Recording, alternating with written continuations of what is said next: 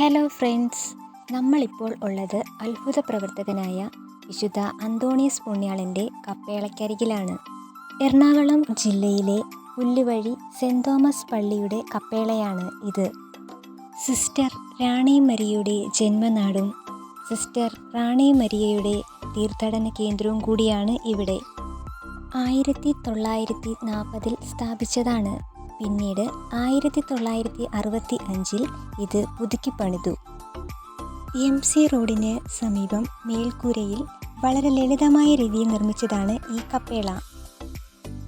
സ്ഥാപിതമായ വിശുദ്ധ അന്തോണീസിൻ്റെ രൂപത്തിൽ വെയിലും മഴയും ശക്തമായി അടിക്കുമായിരുന്നു. ഇതിൻ്റെ പരിസരം വൃത്തിയാക്കിയിരുന്ന പട്ടപ്പറമ്പിൽ ജോസഫ് അന്ന ഇത് കണ്ട് പുണ്യാളൻ്റെ കപ്പേളയ്ക്ക് ഒരു മേൽക്കൂര പണിയണമെന്ന് വികാരി അച്ഛനോട് ആവശ്യപ്പെട്ടു. അങ്ങനെ ഒരു ദിവസം കപ്പേളയുടെ ഉൾവശത്ത് കോൺക്രീറ്റ് ഭിത്തിയിൽ നിന്ന് ഒരു ചെടി മുളച്ചു വരുന്നത് കാണാൻ ഇടയായി.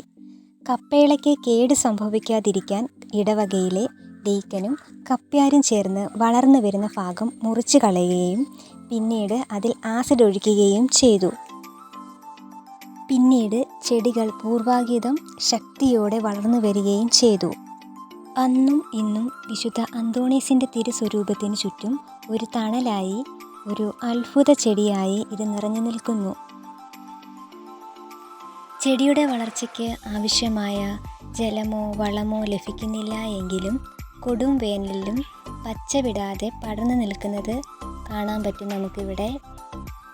അന്തോണീസിൻ്റെ അത്ഭുത സിദ്ധിയുടെ ദൃശ്യമായ ഒരു അടയാളമായി നിലകൊള്ളുന്നു. 1972 ദേവാലയത്തിലെ ദിവ്യബലി മുടങ്ങാൻ ഇടയായി.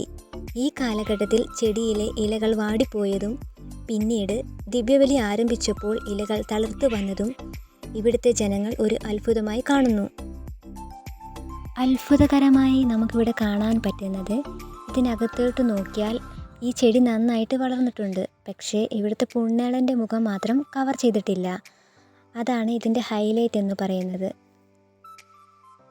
ജാതിമത ഭേദമന്യേ എല്ലാവർക്കും ഒട്ടനവധി അനുഗ്രഹങ്ങൾ വിശുദ്ധ അന്തോണീസിൻ്റെ മധ്യസ്ഥതയിൽ ലഭിച്ചു.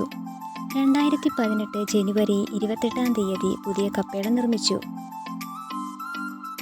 ഇതാണ് ഇവിടുത്തെ പള്ളി. ഈ പള്ളിയോട് ചേർന്നാണ് ഈ കപ്പേളയും സ്ഥിതി ചെയ്യുന്നത്. അപ്പോൾ നമ്മുടെ ഈ കുഞ്ഞു വീഡിയോ എല്ലാവർക്കും ഇഷ്ടമായി എന്ന് കരുതുന്നു. Okay, by.